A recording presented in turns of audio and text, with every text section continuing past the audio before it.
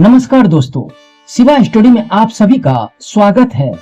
दोस्तों, आज की कहानी है पांचों पांडव के पुत्र की मृत्यु के बाद की कहानी। दोस्तों, इस चैनल को सब्सक्राइब नहीं किए हैं तो चैनल को सब्सक्राइब जरूर कर ले। तो चलिए कहानी की ओर बढ़ते हैं।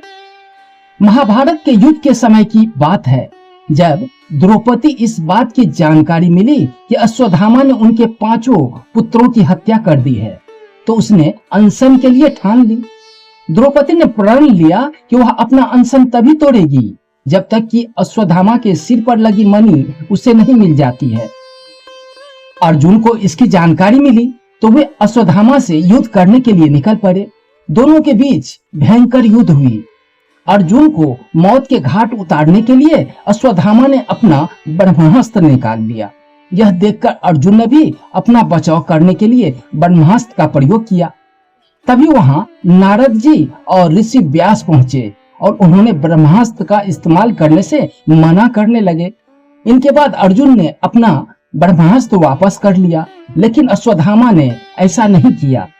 दरअसल अश्वत्थामा के कुल को नष्ट करना चाहता था, इसलिए उन्होंने अपने ब्रह्मास्त्र की दिशा बदलकर अभिमन्यु की पत्नी, जो कि गर्भवती थी, उनकी ओर कर दिया।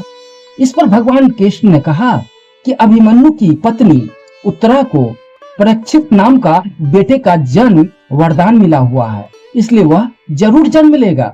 अगर वह मरा हुआ भी पैदा हुआ तो भी मैं उसे खुद जीवन दान दूंगा और वहां बड़ा होकर एक महान सम्राट बनेगा, जबकि तुम 3000 वर्ष तक इस पाप को ढोते रहोगे।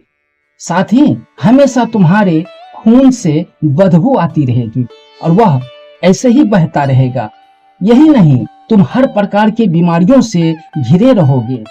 इसके बाद अर्जुन ने अश्वत्थामा को रस्सी में बांधा और द्रौपदी के पास ले आया। अश्वत्थामा की हालत देखकर द्रौपदी को दया आ गया और उन्होंने अर्जुन से उन्हें छोड़ देने की अपील की, मगर भगवान कृष्ण ने ऐसा नहीं होने दिया और उन्होंने अर्जुन को आदेश दिया कि उसके सिर से मणि निकाल ले और द्रौपदी को दे दे।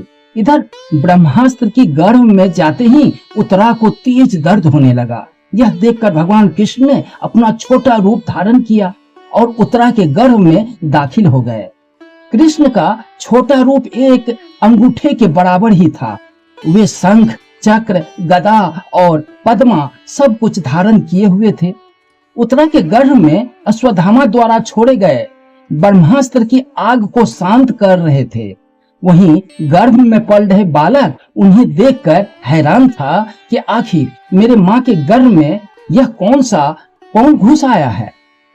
कुछ समय बाद उत्तरा ने अपने बच्चे को जन्म दिया, लेकिन वह मृत पैदा हुआ। यह देखकर वह रोने लगी। उसने भगवान कृष्ण से कहा, हे नारायण, आपने तो कहा था कि मेरे बेटे पर ब्रह्मास्त्र का असर नहीं होगा और वह जीवित ही पैदा होगा। वह सालों तक अमर होकर राज करेगा, लेकिन यह तो मरा हुआ है। इसे जीवित करने की कृपा करे प्रभु। उत्तरा की बात सुनकर भगवान कृष्ण तुरंत प्रस्तुत गृह में प्रवेश किए और कहा, हे पुत्री, तुम दुखी न हो, तुम्हारा बेटा जरूर जीवित होगा। मैंने खुद इसके जीवन की रक्षा की है। इसके बाद कृष्ण भगवान ने मृत बालक पर अमृतमय नजरें डाले और कहा, अगर मैंने जीवन में कभी झूठ का साथ नहीं दिया है और हमेशा ब्रह्मचर्य नियमों का पालन किया है, कभी किसी से लड़ाई में अपनी पीठ नहीं दिखाई है और न ही कभी अधर्म के साथ दिया हो, अभी इसी समय अभिमन्यु के यह पुत्र जो मरा पड़ा है वह जीवित हो जाए। इतना कहने के बाद ही कृष्ण ने जब उस मृत बालक पर अपना हाथ डाला तो वह जीवित हो गया और रोने लगा। इसके बाद भगवान कृष्ण ने ब्रह्मास्त्र को वापस ब्रह्मलोक भेज दिए। यह चमत्कार देखकर सभी स्त्रियां आश्चर्यचकित हो गई।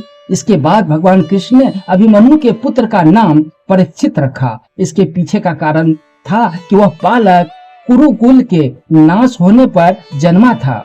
वहीं जब युधिष्ठिर वापस आए और उन्होंने बालक के जन्म के बारे में पता चला तो वे बहुत खुश हुए और झूम उठे। इस खुशी में उन्होंने हाथी, घोड़े, अन्य गाय आदि दान किए। इसके बाद उन्होंने ज्योतिष को बुलाया और बच्चे के भविष्य की जानकारी ली। इस पर ज्योतिष ने कहा, यह बालक प्रभु कृष्ण चंद्र का भक्त कहलाएगा। यह एक धर्मी, पराक्रमी और दानी होगा।